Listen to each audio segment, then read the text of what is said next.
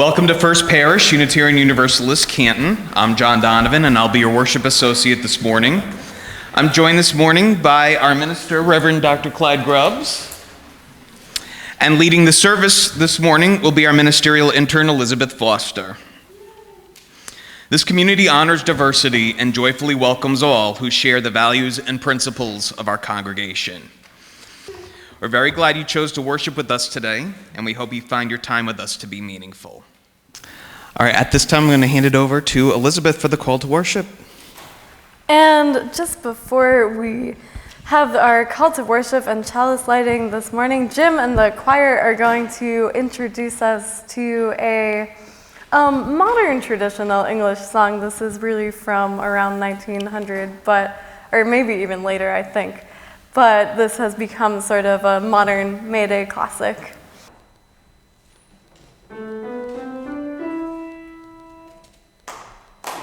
Oak and ash and thorn, all along midsummer's morn, surely we sing of no little thing in oak and ash and thorn. Oak and ash and thorn, oak and ash and thorn, all along midsummer's morn, surely we sing of no little thing in oak and ash and thorn. Oak and ash and thorn, oak and ash and thorn, all along midsummer's morn, surely we sing of no little thing in oak and ash and thorn. I would love to explain the origin of that folk song to you all, but actually we really don't know. There's a suggestion that the oak and ash and thorn trees are protecting England in some kind of way, and that the elm tree is evil if you listen to the verses of the song, but we really don't know why much of the Celtic pagan traditions there were lost. So it's just a tree appreciation mystery for us. But our call to worship this morning is by Sweet Home Teacup, and it's being human means we are of this earth. And it's something that we can bear in mind as we talk about pagan Mayday traditions and labor Mayday traditions and the ways that they are intertwined this morning. An arc of Earth's surface, blue oceans and swirling white clouds, taken from space. May we recognize and abandon the familiar attitudes and practices that do not serve the whole. We are who we are, and we have the opportunity to be who we want to be, to create a new inheritance for the future. May our thoughts, words, and actions in our daily lives assist in dismantling paradigms of oppression and suffering. May we give thanks for our individual place in time and space, for our families and our relationships that touch and change us. May we give thanks to the wise teachers who help us remember how to be and the chance to make it so. Underneath and within these stories and histories is our humanity. Being human means that we are of this earth. We are these waters, we are fire and atmosphere, we are the sun and the moon and the stars. We are all that we see, and the wisdom is revealed by looking in between. And our opening hymn this morning will be hymn 61, Lo, the Earth Awakes Again.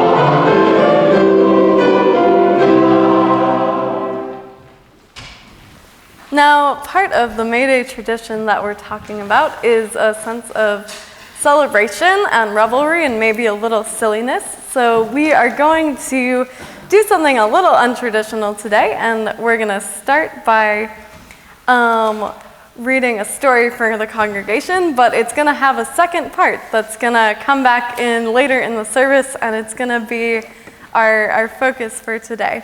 So you can see if you figure out why it fits with our theme this morning. But it is called Click Clack Moo, Cows the Type. And it is by Doreen Cronin. Farmer Brown has a problem. His cows like to type. All day long he hears click clack moo, click clack moo, click clack moo. At first he couldn't believe his ears. Cows that type? Impossible. Click clack moo, click clack moo, click clack moo. Then he couldn't believe his eyes. He received a note tacked to the front of the barn. Dear Farmer Brown, the barn is very cold at night. We would like some electric blankets. Sincerely, the cows. It was bad enough that the cows had found the old typewriter in the barn. Now they wanted electric blankets. No way, said Farmer Brown. No electric blankets. So the cows went on strike. They left a note on the barn door. The note said, "Sorry, we're closed. No milk today." "No milk today," cried Farmer Brown. In the background, he heard the cows busy at work. Click, clack, moo, click, clack, moo, click, clack, moo. The next day, he got another note. Dear Farmer Brown, the hens are cold too. They'd like electric blankets. Sincerely, the cows.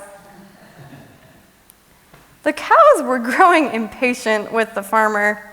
They left a new note on the barn door.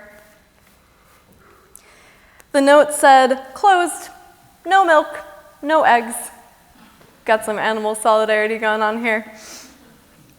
No eggs, cried Farmer Brown. In the background, he heard them. Click, clack, moo, click, clack, moo, clickety, clack, moo. Cows that type, hens on strike, who ever heard of such a thing? How can I run a farm with no milk and no eggs? Farmer Brown was furious. So we're going to see what happens to Farmer Brown and his cows and his hens that are all on strike later in our service. But for right now, I am going to invite John back up to invite us to the offering.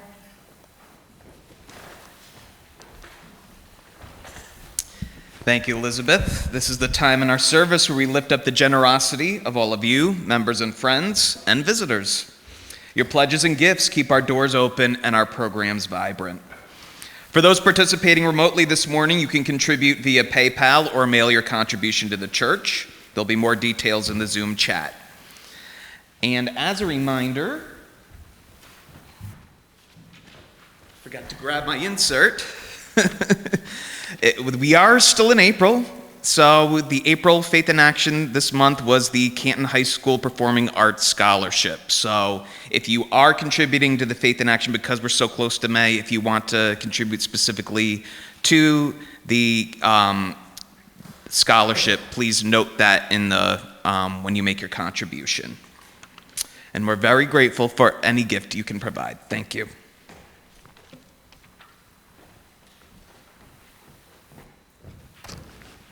No, it wasn't on. So our offertory this morning will be another modern traditional English folk song that's called Sing John Ball, and Jim just asked me to introduce it a little bit so we can explain what we're talking about here. And this song was written fairly recently, but it's about the Peasants' Revolt of 1381, which was a time when the English aristocracy was heavily oppressing the peasants of England. It was partially about intense taxation of people who really didn't have any money to give in taxes at all, and cutting them off from their fields. So unfortunately, the peasants' revolts, the peasants essentially petitioned the king for their rights, and a lot of this was surrounding figures named John Ball and Sidney Carter, who were sort of the leaders of this revolt, and they were basing this on biblical teachings, and they saw that as promoting. There's a rhyme that goes with it, and it's when Adam delved and Eve span, who then was the gentleman. So they saw the Garden of Eden as being sort of an idyllic place with no class relations. And so someone has written this modern song to hark back to that struggle, and it's become a May Day classic because the May Day was a very, very old Celtic and Irish and possibly Roman tradition that we'll talk about a bit later, but the Peasants' Revolt used May Day imagery to sort of sing coded messages about how much they wanted to overthrow the aristocracy. So it would seem like it was a May Day song about a wren, but it was actually about the labor movement. And so we're going to sing this modern version of that story for you now. Who will be the lady? Who will be the Lord? When we are ruled by the love of one another, who will be the lady? Who will be the Lord? In the light that is coming in the morning, sing John Paul and tell it to them all. Long live the day that is dawning, for a crow like a cock, I'll carol like a lark in the new day that's coming in the morning. Eva was the lady, Adam is the Lord. When we are ruled by the love of one another, Eva was the lady, Adam is the Lord. In the light that is coming in the morning, Sing John Paul and tell it to them all. Long live the day that is dawning, for a crow like a cock, I'll carol like a lark in the new day that's coming in the morning. All shall be ruled by fellowship, I say. All shall be ruled by the love of one another. All shall be ruled by fellowship, I say. In the life that is coming in the morning, sing John Paul and tell it to them all. Long live the day that is dawning, for a crow like a cock, I'll carol like a lark in the new day that's coming in the morning. Labor and sing for fellowship, I say. Labor and sing for the love of one another. Labor and sing for fellowship, I say. And the life that is coming in the morning. Sing John Paul and tell it to them all. Long live the day that is dawning, for a crow like a cock, I'll carol like a lark in the new day that's coming in the morning. And as we prepare to take up our story again, let's just first take a moment to be thankful for music and fellowship, for caring for our loved ones, for accomplishments in music and television, and for all of the wonderful connections that are happening when we support our community together. And now we are going to check in on Farmer Brown and his cows and his chickens and see what is going on with this story. So Farmer Brown got out his own new typewriter and he wrote, "Dear cows and hens, there will be no electric blankets. You are cows and hens. I demand milk and eggs. Sincerely, Farmer Brown." Duck was a neutral party, so he brought the ultimatum to the cows. The cows, who had locked their barn at this point, by the way, with padlock. I don't know where they got that, but they have a typewriter, so, you know, they can do a lot of things. The cows held an emergency meeting. All the animals gathered around the barn to snoop, but none of them could understand moo. All night long, Farmer Brown waited for an answer. Duck knocked on the door early the next morning. He handed Farmer Brown a note. The note said, "Dear Farmer Brown, we will exchange the typewriter for electric blankets.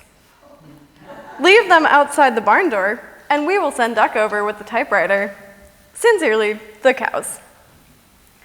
Farmer Brown decided this was a good deal. He left the blankets next to the barn door and waited for Duck to come with the typewriter. The next morning, he got a note. "Dear Farmer Brown, the pond is quite boring. We would like a diving board. Sincerely, the ducks." Click, clack, quack. Click, clack, quack. Click, clack, quack. The end. So, as we're going to move into our musical interlude, you can think a little bit about what that story might have to do with a festival of labor solidarity and what we can perhaps learn from these cows and ducks and hens and their typewriter, which they apparently are operating somehow. For our musical interlude, we're going to sing a song that is associated with the great Harry Belafonte, who died this past week. And oddly, ironically, presciently, last Sunday the choir sang "Turn the World Around," and that was co-written by Harry Belafonte. This is called "Jamaica Farewell," one of his biggest hits, calypso hits. And if anybody's looking for a great autobiography, this is fabulous. Harry Belafonte's own biography came out in 2011, and you'll read all about the amazing man and things that he did.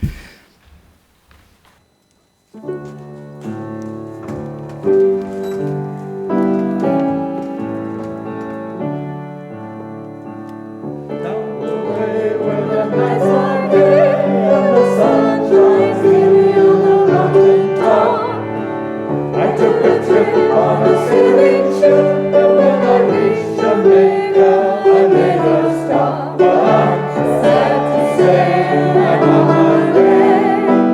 Won't be back for many a day. My heart is down, my head is turning around. I have to leave a little girl in Kingston town.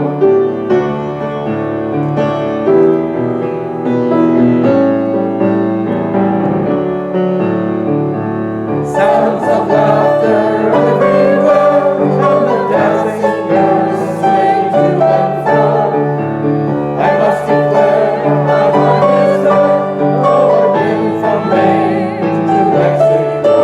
I'm sad to say I'm on my way. Won't be back for many a day. My heart is down, my head is turning around. I have to leave a little girl in Kingston town.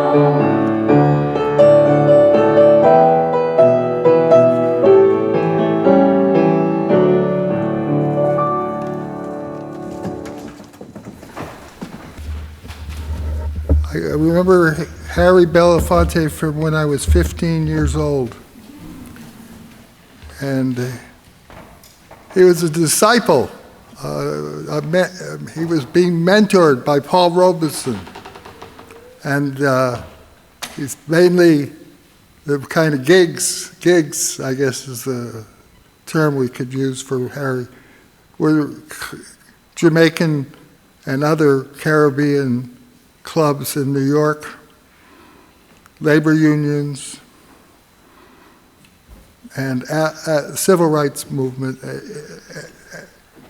That's where it took a while before he was in the movies and stuff.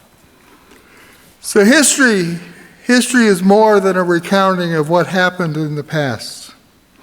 What happened in the past shapes us and gives us the institutions, the ideas, the experiences that we use to shape our present time.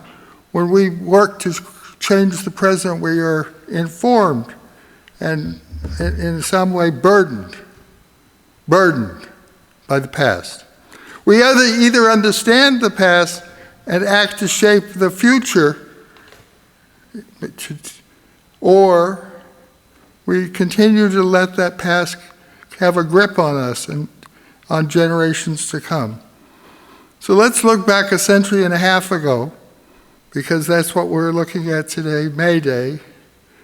The carnage of the Civil War was still fresh in people's memories. I mean, just like how long the carnage of Iraq has lasted us, and Vietnam has lasted us, the carnage was still a memory. On the plains, the Plains Indians were still resisting empire and the genocide of Yankee progress. Sitting Bull is alive and leading people and being a mentor. Women were decades away from the right to vote. Strikes by workers were increasingly common in the United States in the 1880s. In fact, just a couple of years, 1878, there was a strike of the railroad workers which was complete across the United States. That's when the National Guards were organized. They used to have state militias, but National Guards were organized because they said that there was a national strike of railroad workers. The working conditions were often dismal and dangerous, and wages were low. Strikes and mass rallies were met with scare tactics, hostile newspaper headlines, and even frame-ups. You would think that the devils were congregating and having a rally, the way that was treated.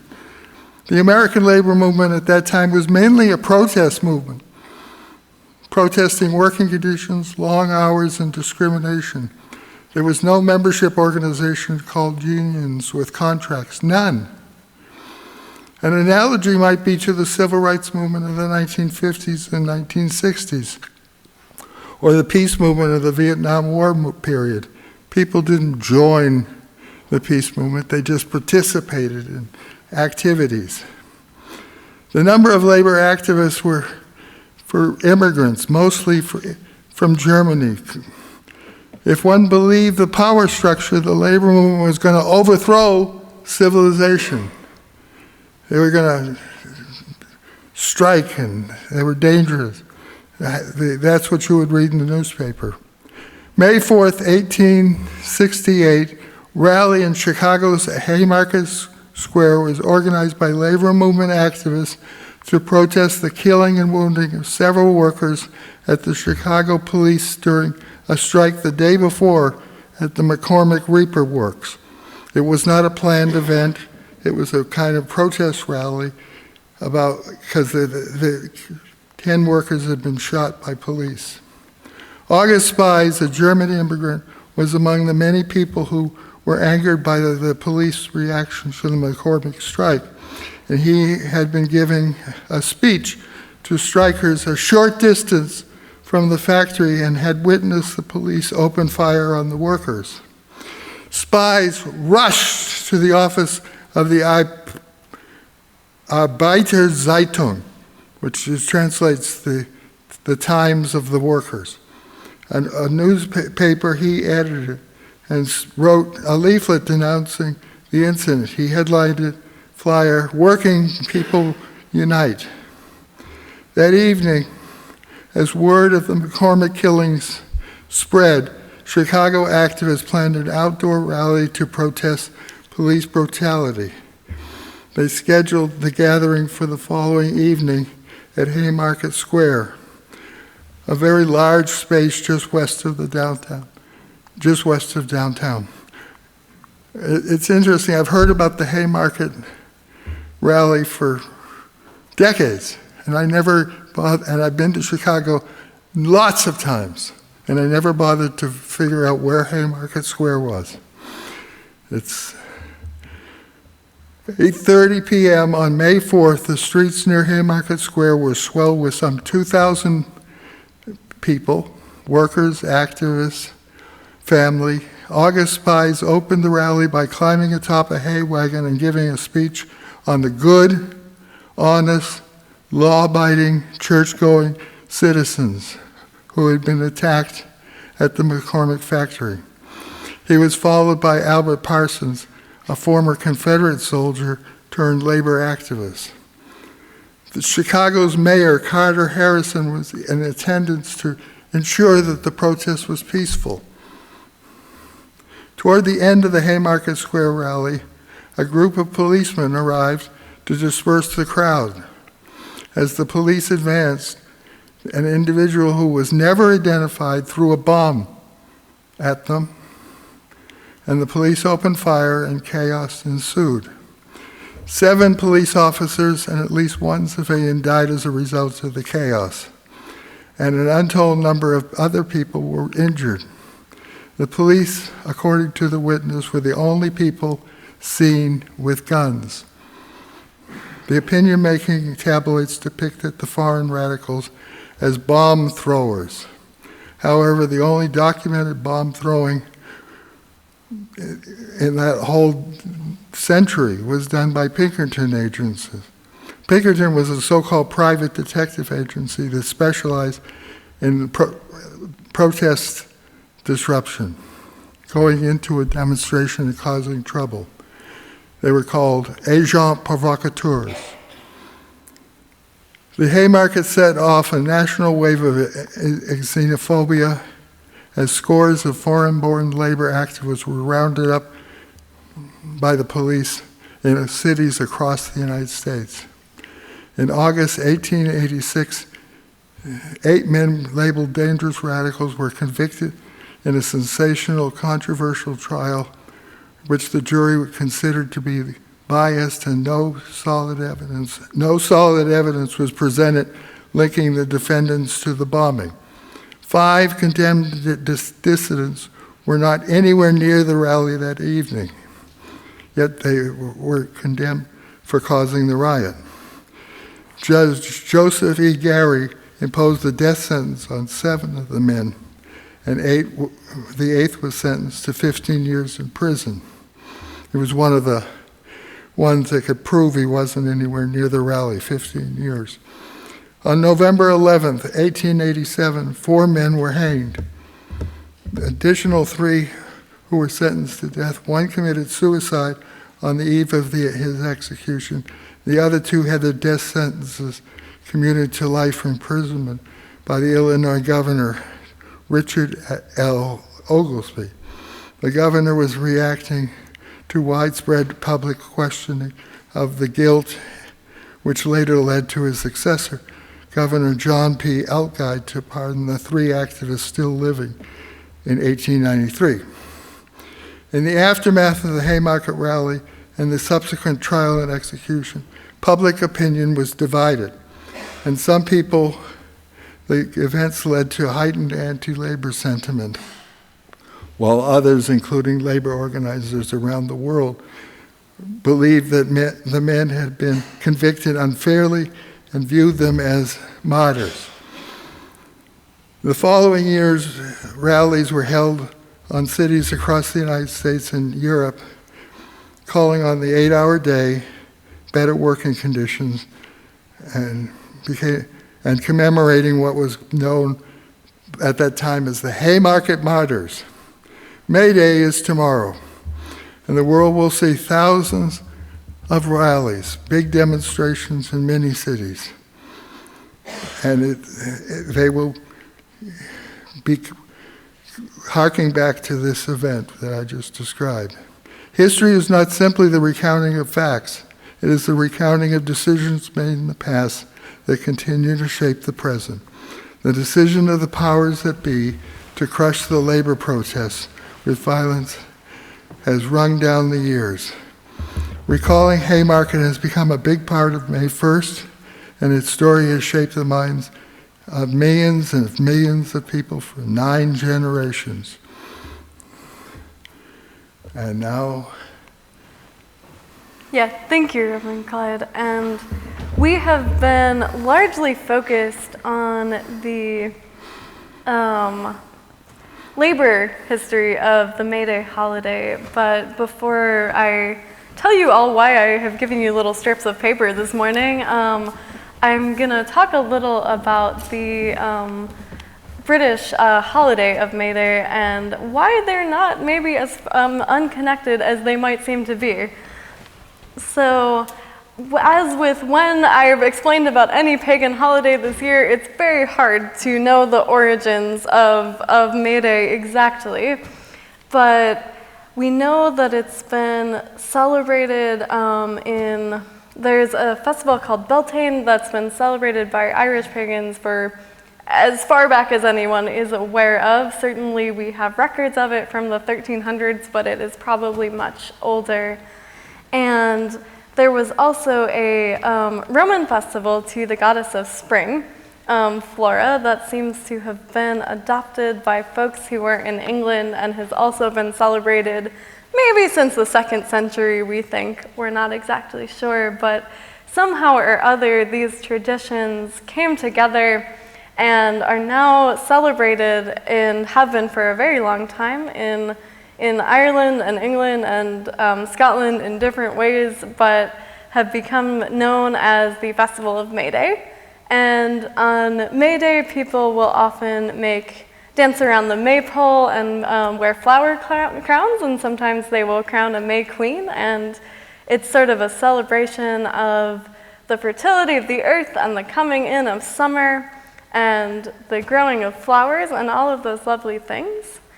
And while there is no reason that this seems like it should be associated with the Haymarket story that Clyde just told, there is a very long tradition in Britain of this holiday being entwined with the labor movement.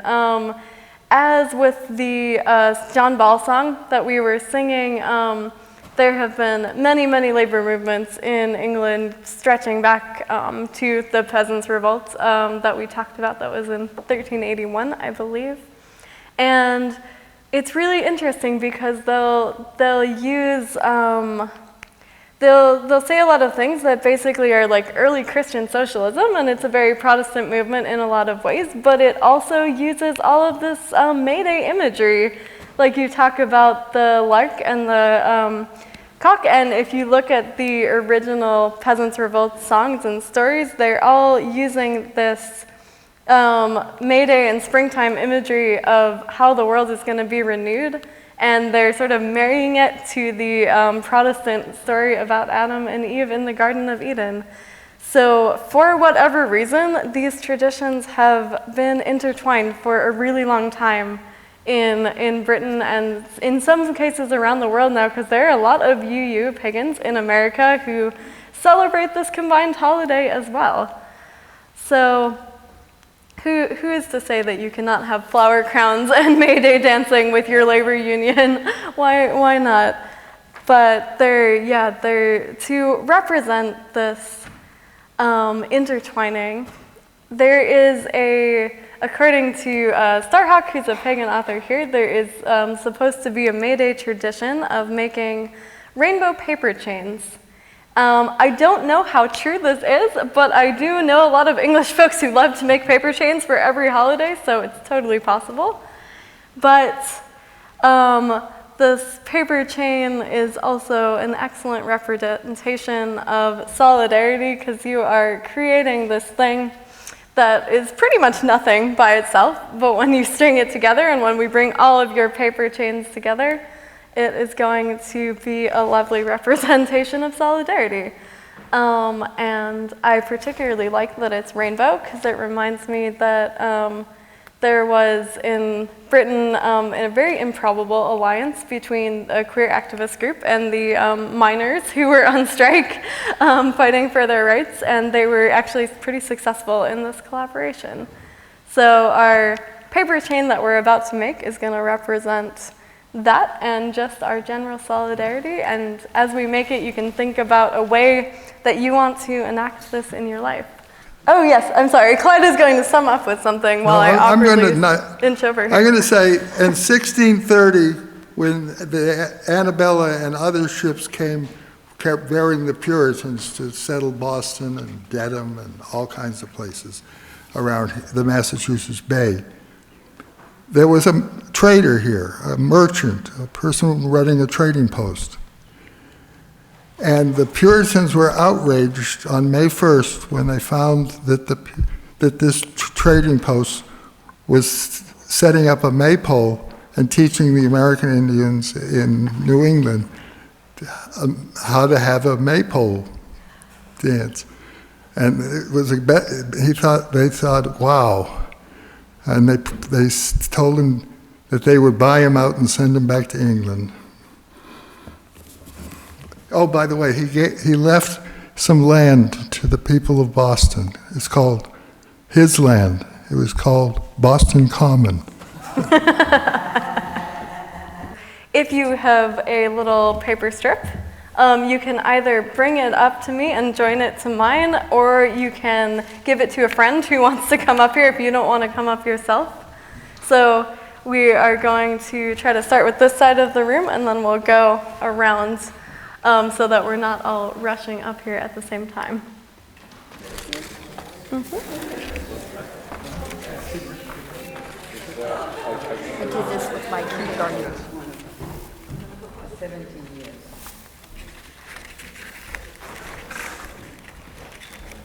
Am I doing it right? Yes. That's perfect. There you go. Amazing.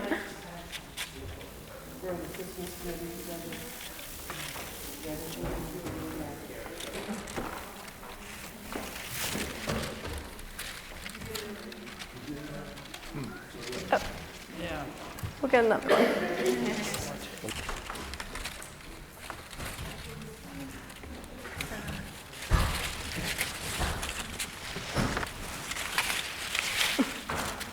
And before, yep. Clap for this lovely chain. Before we end, we're going to sing our closing hymn together, which is 109, As We Come Marching, Marching.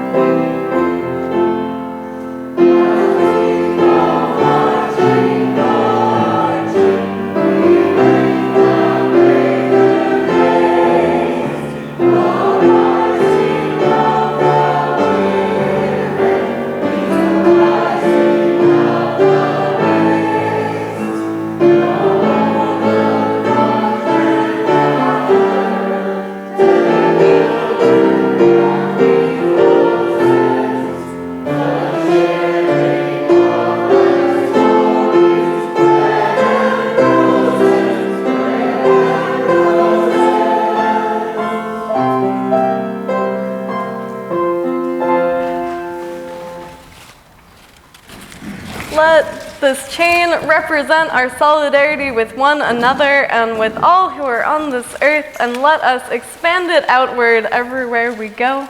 And let us remember that the colors mean that we should be including everyone in this solidarity, and go forth and enjoy this May morning, this almost May morning where it is almost spring. And for our postlude, Reverend Clyde has requested that you all try to join us in singing Solidarity Forever, which goes to the tune of the Battle Hymn of the Republic. So I think we can manage to learn the chorus together if we don't know it. So the refrain is what you're going to sing with us. And that glory, glory, hallelujah. No. Solidarity forever. Solidarity forever. Solidarity forever. For the union makes us strong. Okay? Whenever the chorus comes, that's what it is. Solidarity forever, for the union makes us strong. There are 6 verses. Okay, so just get ready.